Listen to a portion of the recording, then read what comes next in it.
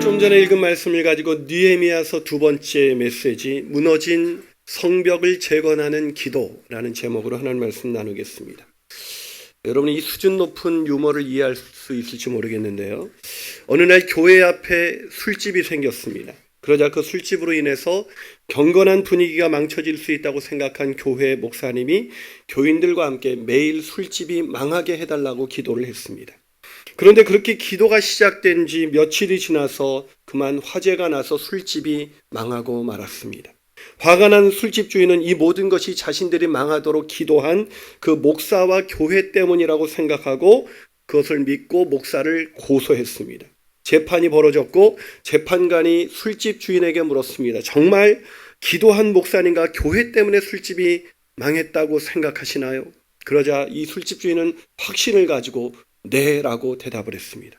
그러자 옆에 있던 목사님이 너무 억울하다는 표정을 지으시면서 이렇게 말했습니다. 아니 재판관님, 기도한다고 술집이 망하나요? 이게 뭔 얘기인지를 모르는 것 같아요. 누가 믿음이 더 좋아요? 여러분, 기도의 능력을 믿으십니까? 기도의 대가인 이엔 바운스는 기도의 능력이라는 책에서 이런 말을 했습니다. 기도는 가장 숭고하고 고상한 것이며 놀라운 능력을 가진 것으로 땅과 하늘을 움직인다. 사랑하는 여러분, 느헤미야가 어떻게 140년간 그 누구도 해내지 못했던 성벽 재건을 불과 52일 만에 해낼 수 있었던 것일까요? 그것은 인간의 능력이 아니라 하나님의 능력, 즉 기도의 능력이었기 때문입니다. 여러분, 오늘 본문 4절을 한번 읽어볼까요? 본문 4절 읽습니다. 시작. 내가 이 말을 듣고 앉아서 울고 수일 동안 슬퍼하며 하늘의 하나님 앞에 금식하며 기도하며 뭐 했다고요? 금식하며 기도했습니다. 성벽이 허물어지고 성문이 불타서 자신의 동족이 환난과 능욕 가운데 있다는 소식을 듣게 됐을 때 느헤미야가 제일 먼저 한 것은 어떤 인간적인 방법이 아니라 하나님께 기도했다는 것입니다. 아니, 정확히 말하면 금식하며 기도했습니다. 왜 금식을 했을까요? 어떤 사람은 아파트 당첨받기 위해서 금식하며 기도하더라고요. 그거는 금식의 이유가 되지 않습니다. 금식 기도라는 것은 상황이 너무나 슬프고 너무나 억장이 무너져 이게 밥이 목으로 넘어가지 않는 거예요. 그래서 그런 안타까움 속에서 울면서 슬퍼하면서 마치 죄를 뒤집어 쓰고 밥이 넘어가지 않은 상태의 슬픔을 느끼면서 드리는 기도, 이게 바로 금식 기도예요. 무슨 말입니까? 이 환난과 능욕을 당하는 그 민족의 소식을 듣고 이 느헤미야는 밥이 목으로 넘어가지 않았던 것입니다. 그래서 금식한 거예요. 여러분, 지금 이 나라 이 민족을 생각하면 정말 아파서 밥을 넘기지 못한 채 금식하며 기도해야 하지 않겠습니까? 무너진 이 땅의 한국 교회들을 바라보면서 또 무너진 우리의 일터와 또 무너진 이웃들의 삶을 바라보면서 우리가 정말 금식해야 할 때가 아니겠습니까? 느헤미야는 그 슬픔이 얼마나 컸던지 무려 120일 동안 금식했습니다. 오늘 성경에서 수일 동안 슬퍼했다고 그러니까 이 수일이 며칠 그냥 금식했나 보다 이렇게 생각하실 것 같은데 이 수일은 그 며칠이 아니에요. 여러분, 느헤미야가 기도를 시작했던 것은 느헤미야서 1장 1절에 보면 아닥사스다 왕 20년 기슬르월이었습니다. 그것은 오늘날 원력으로 따지면 11월에서 12월이에요. 그런데 기도가 끝냈던 적이 언제냐면 2장 1절에 보면 아닥사스다 왕 20년 니산월이라고 되어 있습니다. 니산월은 오늘로 말하면 3월에서 4월입니다. 그러니까 약 4개월 동안 금식하면서 죄를 뒤집어 쓰고 슬퍼하면서 하나님께 기도했다는 것입니다. 무슨 말입니까? 무너진 성벽의 재건, 그것은 바로 한 번 그냥 기도해 본 것이 아니라 느헤미야의 금식 기도, 무려 120일간 곡기를 끊어가며 드린 기도의 능력이었다는 말입니다. 사랑하는 여러분, 그렇습니다. 기도가 능력입니다. 기도가 해답입니다. 기도할 때만이 우리의 무너진 성벽은 재건될 수가 있습니다. 저는 저와 여러분이 오늘부터 느헤미야처럼 기도함으로 무너진 성벽이 재건되는 놀라운 역사를 경험하게 되시기를 주님의 이름으로 축원합니다. 자, 그렇다면 느헤미야의 기도를 통해서 우리가 배워야 할 기도의 모습은 어떤 것일까요? 첫 번째로 기도의 대상을 알고 기도해야 한다는 것입니다. 여러분, 우리의 기도의 대상이 누구죠? 하나님? 예, 맞습니다. 당연히 하나님이죠. 그런데 하나님이 저와 여러분에게 정말 하나님이십니까? 여기에는 아무도 대답을 안 하시네요. 아니, 혹시 기도할 때마다 우리는 하나님이라고 부르고는 있지만 하나님이라고 믿지는 못하고 있는 것은 아닐까요?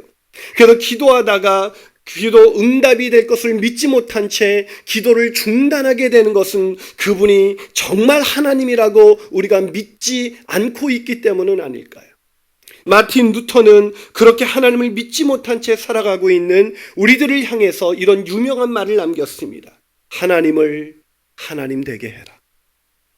하나님을 하나님 되게 해라.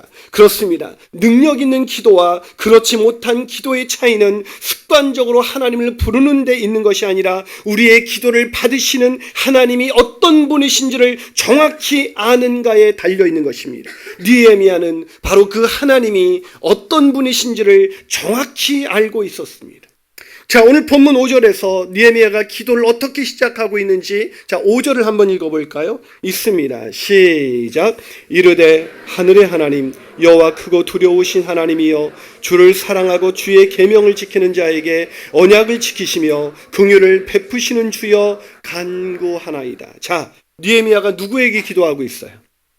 하나님이에요. 그런데 느헤미야는 그냥 하나님이라고 부르고 있지 않습니다. 자, 어떻게 부르고 있어요? 예, 하늘의 하나님. 자, 이게 여러분 굉장히 놀라운 얘기예요. 이 하늘의 하나님이란 뜻은 온 우주 만물을 다스리는 주인이라는 뜻입니다. 온 우주 만물을 다스리는 통치자라는 뜻입니다. 여러분, 이런 믿음을 갖는다는 것은 당시 쉬운 일이 아니었어요. 여러분, 오늘날 이 세상을 지배하고 있는 것이 무엇입니까? 누가 이 세상을 돌아가는 원리가 무엇이라고 생각하십니까? 무엇이 힘을 갖고 있다고 생각해요? 우리가 이 땅에. 돈 아니에요? 돈이면 다 된다는 생각, 돈 없으면 안 된다는 생각이 우리의 마음을 지배하고 있지 않습니까? 우리가 노년을 걱정하고 우리의 자녀들을 걱정하는 이유가 바로 그 돈을 내가 계속해서 벌 수 있을까라는 거에 대한 회의가 오기 때문은 아닐까요? 이 시대의 하나님은 돈입니다. 그렇다면 그 당시 느헤미야가 살았던 시대에 하늘의 하나님, 하늘을 통치하고 힘을 가지고 지배하는 통치자는 누구였을까요? 그 당시 사람들은 페르시아 신들이라고 생각을 했습니다. 왜냐하면 당시 예루살렘 성전이 무너지고 하나님의 백성으로 자처하는 이스라엘은 망했습니다. 포로로 잡혀가 70년 동안 포로 생활을 했습니다. 세상의 패권은 계속해서 이방 나라들에게 넘어갔고 마지막으로 패권을 잡은 나라가 바로 바사, 즉 페르시아였습니다. 그래서 그 당시 모든 사람들은 누가 힘을 가지고 있어요? 누가 통치자예요? 바로 페르시아의 신들이 힘이 있다라고 생각하는 것입니다. 그런 시대 속에서 모두가 오늘날 돈이 힘이 있고 돈 없으면 안 된다는 시대 속에서 돈이 중요한 것이 아니라 우리의 무너진 성벽을 재건하는 건 돈이 아니라 바로 하나님이라고 믿는다는 것이 쉽지 않은 것처럼, 그 당시 페르시아가 패권을 쥐고 있었을 때 하나님이 하늘의 하나님이라고 믿는다는 것은 결코 쉬운 일이 아닙니다. 그런데도 느헤미야는 하늘을 통치하시는 분, 그분은 하나님이라고 믿었던 것입니다. 한 발 더 나가서 느헤미야는 또 하나님을 여호와라고 부르고 있습니다. 여호와. 자, 여러분, 이것을 이해하기 위해서는 여호와라는 이름이 언제 쓰여졌는지를 알 필요가 있습니다. 하나님의 이름이 여호와인데, 자, 이 이름을 하나님이 언제 말씀하시는지 민수기 15장 41절입니다. 예, 정수기가 아니라 민수기입니다. 민수기. 예, 썰렁해지기 시작했습니다. 자, 민수기 15장 41절 우리 한번 같이 읽어볼까요? 읽습니다. 시작. 나는 여호와 너희 하나님이라. 나는 너희 하나님이 되려고 너희를 애굽 땅에서 인도해 내었느니라. 나는 여호와 너희의 하나님이라. 하나님이 언제 여호와라고 자신을 소개하고 있습니까? 나는 너희의 하나님이다. 여러분, 하늘의 하나님, 그분이 다른 사람의 하나님이 아니라 나의 하나님, 우리의 하나님이십니다. 얼마나 놀랐습니까? 세상의 권력자만 알아도 그 사람이 나와 어떤 특별한 관계만 있어도 어깨에 힘을 주고 살아가는데, 온 우주 만물을 통치하시는 하나님, 그 하늘의 하나님이 여호와, 바로 나의 하나님이라는 거예요. 이 여호와라는 이 말은 하나님과 이스라엘 백성 간의 어떤 특별한 관계를 강조하는 하나님의 이름입니다. 다시 말해서 느헤미야는 그 하늘의 하나님께서 바로 자신의 하나님이라는 그런 사실을 알고 하나님께 기도한 것입니다. 사랑하는 여러분, 하나님이 여호와라는 것을 알고 계시나요? 그런데 느헤미야는 하나님을 또 이렇게 부르기도 합니다. 크고 두려우신 하나님. 어떤 하나님이라고요? 크고 두려우신 하나님. 자, 왜 크고 두려우신 하나님이라고 표현했을까요? 나는 하나님 여호와만을 두려워합니다. 여러분, 놀라운 거예요. 그 당시 사람들은 누구를 두려워했을까요? 페르시아의 왕과 페르시아의 신들을 두려워했습니다. 그들이 패권을 잡은 것처럼 보였으니까요. 그러나 이 느헤미야는 그런 세상의 신들이 아니라 오직 나는 여호와 하나님만을 두려워합니다 라고 고백한 거예요. 굉장한 믿음이죠. 그런데 또 느헤미야는 하나님을 이렇게 부릅니다. 언약을 지키시는 주님, 언약을 지키시는 하나님. 그럼 이건 진짜 놀라운 일이에요. 여러분, 하나님이 여러분의 인생 가운데 약속하신 모든 것을 이루실 줄로 믿습니까? 이미 하나님이 여러분에게 약속하신 모든 것을 다 이루어 주셨어요? 여러분, 이 당시 어떤 상황이라고 말씀드렸죠? 이스라엘 백성은 망했습니다. 그리고 포로로 끌려가 70년 동안 하나님이 아무런 역사가 있지 않았습니다. 70년간 무려 할아버지, 아버지, 자기에 이어서 어떤 역사도 행하지 아니하신 하나님. 자기들을 버린 것 같은 그때에 느헤미야는 고백합니다. 하나님, 우리를 버리지도 떠나지도 아니하시는 신실하신 하나님. 놀라운 고백이죠. 아무런 증거가 없어도 하나님, 우리를 결코 버릴 리가 없다. 우리가 이렇게 망가져서 포로 생활한 것은 하나님이 언약을 지키시지 않기 때문이 아니라 우리가 하나님의 언약을 옮기고 범죄했기 때문에 이런 것이지, 하나님은 단 한 번도 우리를 떠나지 않으셨다는 이 확신. 우리는 그러잖아요. 하나님이 기도 응답하시면 하나님 계신 것 같고, 하나님이 기도 응답 안 하시면 하나님을 떠난 것 같은 그런 연약한 믿음 가운데 있는데, 이 느헤미야는 하나님이 보이지 않는 그 70년의 그 세월을 누구보다도 지켜봤음에도 불구하고 하나님은 신실하십니다. 그 하나님을 알고 계세요? 또 느헤미야는 이렇게 말합니다. 그게 다가 아니에요. 뭐라고 말하고 있습니까? 긍휼을 베푸시는 주님. 무슨 말입니까? 그 하늘의 하나님 여호와, 크고 두려우신 하나님이, 그 하나님이 만약에 우리의 행위대로 심판하신다면 우리는 그 하나님께 기도할 수 없을 것입니다. 그런데 그 하나님은 어떤 분이세요? 긍휼이 많으신 주님. 우리가 회개하기만 하면, 주님께 나가게 하면 우리를 불쌍히 여기시는 하나님. 그 주여 간구하나이다. 사랑하는 여러분, 무너진 성벽을 재건하기 원하십니까? 그렇다면 지금 저와 여러분에게 가장 중요한 질문은 이것입니다. 저와 여러분에게 도대체 하나님은 누구이십니까? 하나님이 정말 하나님이십니까? 그것을 안다면, 우리가 믿는 하나님, 우리의 기도를 받으시는 하나님이 어떤 분이신지 우리가 안다면, 우리가 어떤 상황에서도 아무리 무너진 성벽이 140년 동안 재건되지 못했다 하더라도 우리는 결코 실망하지 않을 것입니다. 그분은 우리의 하나님이시니까요. 하늘의 하나님 여호와, 크고 두려우신 여호와, 신실하신 하나님, 긍휼이 많으신 하나님, 그분이 우리의 하나님이시니까요. 그러기에 낙심하지 마세요. 좌절하지 마세요. 두려워하지 마세요.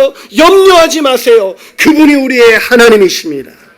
한 발 더 나가서 느헤미야의 기도를 통해서 우리는 어떤 기도의 모습을 배워야 할까요? 두 번째로, 기도의 바른 자세를 가지고 기도해야 한다는 것입니다. 어떻게 기도해야 된다고요? 바른 자세를 가지고 기도해야 한다. 여러분, 무너진 성벽을 재건하기 위해서는 무엇보다도 먼저 하나님이 어떤 분이신지 알아야 기도할 수가 있습니다. 하나님을 하나님으로 아는 사람만이 바른 자세를 가지고 기도할 수가 있으니까. 하지만 신앙생활을 꽤 오래 한 분들도 제가 이렇게 지켜보면 하나님을 하나님으로 아는 분이 사실 별로 없어요. 머리로는 아는데, 들은 바는 있는데 그 마음속에서 정말 하나님을 하나님으로 인정하는 사람들이 별로 없습니다. 하나님을 마치 이방 신들처럼 생각합니다. 우리 기도를 보면 이방인들이 다 구하는 것처럼 구해요. 무엇을 먹을까? 무엇을 마실까? 나 어떻게 살 수 있을까? 그래서 이방인들이 기도하는 것처럼 합니다. 어떻게 기도합니까? 이방인들이 어떻게 기도하죠? 자신들이 믿는 신을 잘 달래서 화를 면하고 자신들이 믿는 신을 기분 좋게 만들어서 원하는 것을 얻고자 합니다. 그런데 기독교인이라고 불리는 사람들 중에도 그렇게 기도하는 사람들이 종종 있어요. 잘못된 기도입니다. 하나님이 누구이신지 오해하는 데서 오는 기도인 것입니다. 자, 그렇다면 하나님을 하나님으로 알았던 느헤미야는 어떻게 기도했을까요? 자, 그 기도가 오늘 본문 6절입니다. 자, 오늘 본문 6절을 우리 같이 한번 읽어보겠습니다. 시작. 이제 종이 주의 종들은 이스라엘 자손을 위하여 주야로 기도하오며 우리 이스라엘 자손이 주께 범죄한 죄들을 자복하오니 주는 귀를 기울이시며 눈을 여시사 종의 기도를 들으시옵소서. 나와 내 아버지 집이 범죄했습니다. 뭐라고 기도하고 있어요? 회개 기도를 드리고 있습니다. 내가 범죄했다면 누가 범죄했다고요? 내가. 느헤미야, 아니 무슨 죄를 저질렀을까요? 무슨 죄를 저질렀나요? 아니요, 느헤미야는 누구보다도 믿음으로 산 사람이었습니다. 지금도 이스라엘을 위해서 눈물로 기도하면서 120일간 금식하며 기도하는 믿음의 사람이었습니다. 그 사람이 무슨 죄를 저질렀나요? 그가 무엇을 잘못했다고 회개하고 있는 걸까요? 그 회개의 내용이 바로 7절입니다. 자, 7절을 한번 같이 읽어볼까요? 읽습니다. 시작. 주를 향하여 크게 악을 행하여 주께서 주의 종 모세에게 명령하신 계명과 율례와 규례를 지키지 아니하였느라. 주를 향하여 큰 악을 행했대요. 자기가. 무슨 악을 행했습니까? 주의 종 모세에게 명령하신 계명과 율례와 규례를 지키지 않았다는 것입니다. 이건 다 하나님의 말씀을 다른 표현으로 한 거예요. 하나님의 말씀을 지키지 않았다는 거예요. 누가요? 누가 말씀을 지키지 않았습니까? 느헤미야예요, 이스라엘의 조상들이에요. 그래요. 느헤미야의 범죄가 아니에요. 이스라엘의 죄였습니다. 여기서 느헤미야가 말했던 고백하는 눈물로 120일간 자기의 가슴을 찢으면서 기도했던 이 회개의 기도는 자신의 죄가 아니라 바로 자신의 조상들이 저질러서 그렇게 포로로 끌려가 무려 70년 동안 하나님의 말씀을 어기고 살았던 그 조상들의 죄였습니다. 근데 그 죄를 지금 누가 회개하고 있습니까? 느헤미야가. 왜 자기의 범죄라고 생각했을까요? 그것은 조상들의 죄, 이스라엘 공동체의 죄와 자신을 분리시켜 생각하지 않았기 때문입니다. 이게 무슨 얘기냐고요? 오늘날 보면 이 나라의 문제를 지적하는 사람들은 많이 있습니다. 이 한국교회 무너진 한국교회의 잘못된 모습을 지적하는 사람은 많이 있습니다. 부부간에도 서로 잘못을 지적하는 사람은 많이 있습니다. 그런데 그 죄를 자신에서 분리시켜서 의인이라고 생각하는 사람들은 많은데 이 나라 이민족은 희망이 없습니다. 왜요? 그 죄를 뒤집어 쓰고 그 죄가 내 죄라고 생각하고 그렇게 슬퍼하면서 회개하는 사람이 없기 때문입니다. 지금 이 나라에 희망이 없는 것은 이 나라에 무엇이 문제라고 말하는 사람들이 없어서가 아니라 그 죄를 자신의 죄로 여기고 뒤집어 쓰고 기도할 줄 아는 기도의 사람이 없기 때문인 것입니다. 여러분 놀랍지 않습니까? 우리는요, 우리가 저지른 죄도 회개하지 않습니다. 여러분 지난 한 주간 죄 안 짓고 사셨죠? 죄를 지으셨다면 오늘 눈물로 회개하면서 이 예배 자리에 나오셨습니까? 하나님의 성전에 오는 발걸음을 옮길 때 한 주간 범죄한 것들 때문에 내 가슴을 찢으면서 오늘 이 자리에 나오셨습니까? 우리는 남의 죄는 지적할 줄 알지만 자신이 지은 죄조차도 회개하지 않는 시대 속에 살고 있습니다. 제가 얼마 전 SK에서 저희 집에 TV 셋탑박스 신형을 무료로 교환해 준다는 전화가 와서 무료로 교환을 해 주었습니다. 여러 가지가 좋아졌는데 리모컨이 옛날엔 TV 따로 끄고 셋탑박스를 따로 꺼야 되는데 이제 한 버튼으로 한 번에 TV와 셋탑박스를 끌을 수 있는 버튼이 생긴 거예요. 그런데 자꾸 새언엄마가 버튼을 잘못 눌러서 TV만 끄는 거예요. 그래서 제가 어떻게 했을까요? 여보, 그거 하나 제대로 못 꺼? 전기세 나가잖아. 그런데 새언엄마가 죄를 인정하지 않고 자꾸 자신은 제대로 한 번에 꺼지는 버튼을 눌렀다는 거예요. 얼마나 완악한지. 제대로 눌렀으면 어떻게 TV만 꺼졌겠어요. 한 번에 꺼질 수 있는 버튼이 있는데. 그런데 엊그제였어요. 제가 한 번에 꺼지는 버튼을 눌렀는데 놀랍게도 TV만 꺼지는 거예요. 그걸 옆에서 지켜보던 새언엄마가 말했습니다. 거 봐요. 버튼을 제대로 눌러도 한 번에 안 꺼질 때가 있잖아요. 어서 사과해요. 제가 그때 어떻게 했겠습니까? 도대체 SK는 리모컨을 어떻게 만드는 거예요? 사랑 여러분, 잘못을 하고도 잘못을 인정한다는 게 쉽지가 않아요. 그런데 느헤미야는 자신의 잘못도 아닙니다. 어쩌면 자신의 할아버지, 자신의 아버지 탓을 하면서 조상 잘못 만나서 헬조선이 됐다고, 이 나라가 이렇게 망하게 되었다고, 나 어떻게 이런 나라에 태어났냐고, 그렇게 할 수 있었던 사람. 그런데 느헤미야는 그 이스라엘 공동체의 죄를 뒤집어쓰고 그게 내 죄 때문이라고 그렇게 주야로 무려 120일간 가슴을 찢으면서 기도한 것입니다.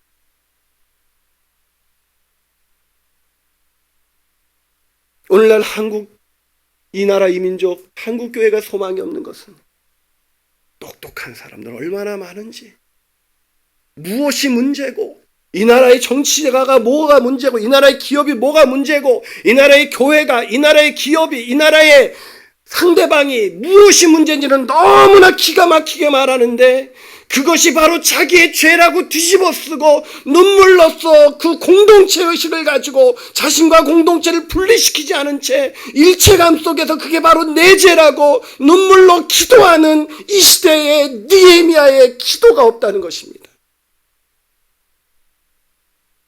그래서 이 나라에는 소망이 없습니다. 사랑하는 여러분, 여러분의 내면이 무너지셨습니까? 여러분의 부부관계가 무너지셨습니까? 여러분의 이웃과의 관계가 무너지셨습니까? 여러분은 이 땅에 희망이 있는 교회를 발견하지 못하셨습니까? 이 땅에 이 나라 이민족의 희망이 없습니까? 그것을 분리시키지 마세요. 그것은 바로 나의 죄라고 인식하고 눈물로 기도하며 회개하는 한 사람이 있을 때 무너진 성벽이 재건되는 역사가 일어나는 것입니다. 사랑하는 여러분, 눈물의 회개를 통해서 무너진 성벽을 재건하시는 저와 여러분이 되시기를 주님의 이름으로 축원합니다. 마지막으로 느헤미야의 기도를 통해서 우리가 배워야 될 것이 무엇일까요? 그것은 기도 응답의 근거를 가지고 기도해야 한다는 거예요. 기도 응답의 근거. 여러분, 하나님의 비전이 인간에게 주어질 때 그것은 실현 불가능한 것처럼 느껴질 때가 많다는 것입니다. 아니, 정확하게 말하면 늘 실현 불가능하게 느껴집니다. 왜냐하면 하나님의 비전은 하나님 사이즈의 크기를 갖고 있기 때문입니다. 인간의 머리로는 납득이 안 돼요. 여러분, 333 비전, 그게 인간의 생각으로 가능하리라고 생각하십니까? 여러분, 하나님께서 아브라함에게 비전을 주셨습니다. 너는 본토 친척 아비의 집을 떠나 내가 지시할 땅으로 가라. 내가 너를 큰 민족을 이루게 하시겠다고 말씀하셨습니다. 그리고 내가 너에게 아들을 주겠다 그럴 때 그 100세나 된 노인에게 그것이 가능한 일이었습니까? 아브라함이 그때 그 비전을 줬을 때 아들이 있을 것이라고 했을 때 아멘 할렐루야 이랬습니까? 하나님이 모세에게 출애굽의 비전을 줬을 때 애굽의 노예로 살아가는 히브리 민족, 노예에 불과한 그 민족이 그 바로의 포로에서 벗어나 출애굽할 수 있다는 이 비전을 주셨을 때 모세가 할렐루야 될 줄로 믿습니다 이랬습니까? 안 돼요. 하나님의 비전이 선포될 때 인간들의 모든 반응은 안 돼요입니다. 그것은 그 비전이 하나님 사이즈의 크기를 갖고 있기 때문이죠. 그것은 성벽 재건도 마찬가지였습니다. 성벽 재건은 무려 140년간 누구도 해내지 못한 일이었습니다. 불가능한 일이었습니다. 게다가 느헤미야가 성벽 재건을 위해서 기도할 때는 그것은 성벽 재건의 성자도 꺼내면 안 되는 상황이었습니다. 왜냐고요? 그 당시 페르시아의 왕이 바로 아닥사스다였기 때문입니다. 여러분, 이게 무슨 얘기냐고요? 이것을 이해하기 위해서는 에스라 4장 23절을 봐야 됩니다. 자, 에스라서 4장 23절 한번 같이 읽어볼까요? 있습니다. 시작. 아닥사스다 왕의 조서 초본이 르홈과 서기관 심세와 그의 동료 앞에서 낭독되매 그들이 예루살렘으로 급히 가서 유다 사람들을 보고 권력으로 억제하여 그 공사를 그치게 하라. 자, 공사가 그쳐져서 이 공사가 어떤 공사인지 아세요? 성벽 재건 공사예요. 성벽 재건은 이 느헤미야 때 이전에도 있었습니다. 그때 공사를 그치게 했습니다. 누가요? 권력으로 억제하여. 그 권력자가 누구였는지 아세요? 바로 아닥사스다 왕이었습니다. 당시 에스라와 함께 귀환한 사람들이 성전 건축과 함께 성벽을 재건하기 시작했을 때, 그때 유다 족속들을 반대하는 대적들이 성벽 재건을 막기 위해서 아닥사스다 왕에게 저들이 반역을 꾀하기 위해서 성벽을 짓고 있다라고 거짓 고소를 해버렸습니다. 근데 아닥사스다 왕이 그 말을 듣고 권력으로 공사를 그치게 하니. 근데 지금 느헤미야가 기도할 때 느헤미야의 권력자가 누구였습니까? 아닥사스다입니다. 만약에 성벽 재건의 얘기를 꺼냈다면 어떻게 될까요? 죽는 겁니다. 말도 안 되는 기도입니다. 해봐야 소용없는 기도입니다. 뻔한 기도입니다. 아무리 기도해도 아닥사스다가 왕으로 있는 한 성벽 재건은 있을 수 없는 일이에요. 그런데 느헤미야는 가능하다고 생각했습니다. 왜요? 하나님의 약속의 말씀이 있었기 때문에. 아멘이 안 되시나요? 그게 바로 오늘 본문이에요. 자, 오늘 본문 8절과 9절을 같이 한번 읽어볼까요? 8절과 9절 같이 있습니다. 시작. 옛적에 주께서 주의 종 모세에게 명령하여 이르시되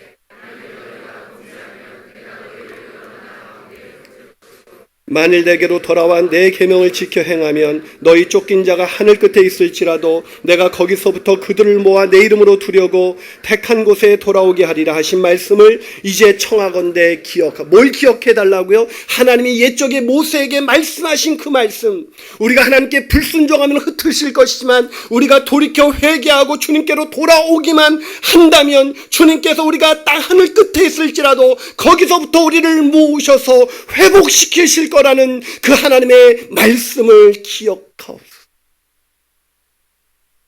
느헤미야의 성벽 재건이 가능성은 그 당시 상황을 보고 계산기를 두드리면서 이것이 가능할까라고 생각한 것이 아니라 하나님의 약속의 말씀이 있기 때문에 그 말씀의 근거에서 기도하면 하나님이 반드시 성벽을 재건해 주실 거라는 확신이 있었던 것입니다. 333 비전을 한다 그러니까 그게 될 거라고 생각하냐고 그래요. 안 되죠. 인간적으로 계산하면. 그러나 전 된다고 믿습니다. 왜냐하면 하나님이 약속하셨기 때문에. 하나님이 그러므로 너희는 모든 족속으로 가서 제자를 삼아 아버지와 아들과 성령의 이름으로 침례를 주고 내가 너희에게 분부한 모든 것을 가르쳐 지키게 하라. 보라 볼지어다 내가 세상 끝날까지 너희와 항상 함께 있을지어다. 주님은 말씀하셨습니다. 머무르지 말고 계속해서 가서 복음을 전하고 제자를 삼으라. 그게 무슨 얘기예요? 교회를 세우라. 교회를 세우라. 그러면 내가 세상 끝날까지 너희와 항상 함께 있을 것이다. 저는 그렇기 때문에 조금도 두렵지가 않습니다. 하나님이 행하시니까요. 하나님이 약속하셨으니까요. 구하라. 그리하면 주실 것이요. 두드리라. 찾으라. 그리하면 찾아낼 것이요. 두드리라. 그리하면 너희에게 열릴 것이니 구하는 이마다 받을 것이요. 찾는 이마다 찾아낼 것이요. 두드리는 이에게 열릴 것이니라. 약속의 말씀을 믿고 저는 분연히 이 길을 걸어갑니다. 근데 와이프가 저도 1인 1만 원을 작정했는데 와이프도 작정하고 아버지도 작정하고 온 가족이 작정을 하는 거예요. 슬쩍 걱정이 돼서 이 와이프가 어떻게 헌금을 하려나 그랬더니 지난주에 여보 돈 주세요 그러더라고요. 아니 작정은 당신이 하고 왜 돈을 내가 줘 그랬더니 좀 아르바이트를 해봐. 당신도 피아노 칠 수 있잖아. 그런데 이제 건축위원 팀을 우리가 구성하기 위해서 기도하고 있는데 어떤 건축의 목사님, 그때까지는 작정한 분들이 좀 떼어서 좀 먼저 좀 이렇게 헌신을 하면 좋은데요. 근데 제 마음속에는 성도들이 지금 최선을 다해서 하고 있는 걸 아는데 그런 거는 전혀 걱정하지 마시고 오직 기도합시다. 그리고 저 혼자 집에 갔는데 오늘 문자가 띡 왔어요. 문자가 와서 딱 보니까 대출, 저렴한 대출 1,000만 원까지 가능. 우리 와이프하고 내가 낼 수 있는 금액이 가능하대. 제 마음속에 왜 하나님은 하필이면 이때 이 문자가 나한테 오게 했을까? 저는요, 사례비 10만 원 가지고 4년을 살아본 사람입니다. 저희 교회 개척되고 2년 동안 우리 교회에서 사례비 한 푼도 받지 않았습니다. 하나님의 행하심. 중요한 것은 상황이 아니라 하나님의 약속입니다. 교회를 세우고자 하시는 하나님의 약속. 건강한 교회를 찾아서 이 교회 저 교회 다 돌아다녀도 없어서 너무나 힘들어하는 사람들이 건강한 교회를 찾아서 이 땅에 교회가 소망이 될 때 이 나라와 이 민족의 소망이 있는 것이고 그 교회를 통해서 가족이 치유가 되고 민족이 치유가 되고 일터 세상의 소망을 잃어버렸던 사람들이 소망을 찾을 수 있는 것이 아니겠습니까? 그러기에 저는 망하면 망하리다 두려움 없이 이 길을 걸어갑니다. 하나님 행하여 주시옵소서. 무너진 성벽 140년간 누구도 해내지 못했던 그 성벽 재건의 약속에 그 말씀을 믿고 나아가오니 주님 행하여 주시옵소서. 이 말씀을 믿고 나가시는 저와 여러분이 되시기를 주님의 이름으로 축원합니다. 6.25 전쟁 때였습니다. 상황이 매우 좋지 않은 상황 속에서 파견된 한 미군 소대장이 병사에게 말했습니다. 괜찮다면 지금 정찰하러 나가지 않겠나? 병사가 지금은 나갈 수 없다고 대답했습니다. 소대장은 겁이 많은 병사라고 생각했습니다. 그런데 저녁 6시쯤이 되자 병사가 소대장을 찾아오더니 이렇게 말했습니다. 소대장님, 제가 지금 정찰하러 나가겠습니다. 그러자 의아해진 소대장이 지금 정찰하러 나가겠다는 이유가 뭔지를 물었습니다. 그러자 그 병사가 이렇게 대답했습니다. 소대장님, 바로 이 시간이 저희 어머니께서 저를 위해 기도하고 계신 시간입니다. 소대장님, 지금 이 시간이 저희 어머니가 저를 위해서 기도하는 시간입니다. 그 놀라운 기도의 능력을 믿고 생사를 알 수 없는 그 전쟁터로 뛰어가는 이 병사가 어떻게 됐을까요?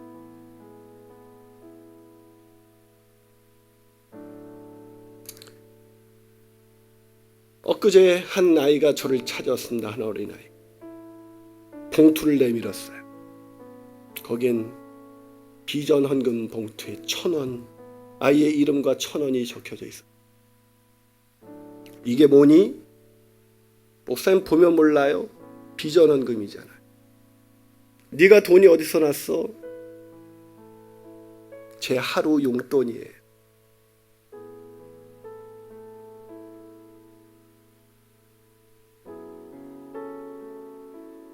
무너진 성벽이 재건되는 것은 여러분의 돈이 필요하지 않습니다. 이 땅에 무너진 교회를 생각하면서 가슴을 찢는 기도, 이 땅에 건강한 교회를 세우고자 하는 그 열망, 이 무너진 이 나라와 이 민족의 교회가 다시 소망이 되어서 한국 근대화 시절 구한말 소망을 잃어버린 이 땅의 교회가 소망이 되어서 이 나라와 이 민족을 이렇게 세워갔듯이 이제 이 무너진 이 나라와 이 민족의 건강한 교회가 필요하다는 이 소망, 그 소망을, 그 소명을 내가 제대로 감당하지 못한 죄를 회개하면서 가슴을 찢으며 기도하는 사람이 있을 때 무너진 성벽은 재건되는 것입니다. 기도하시겠습니다.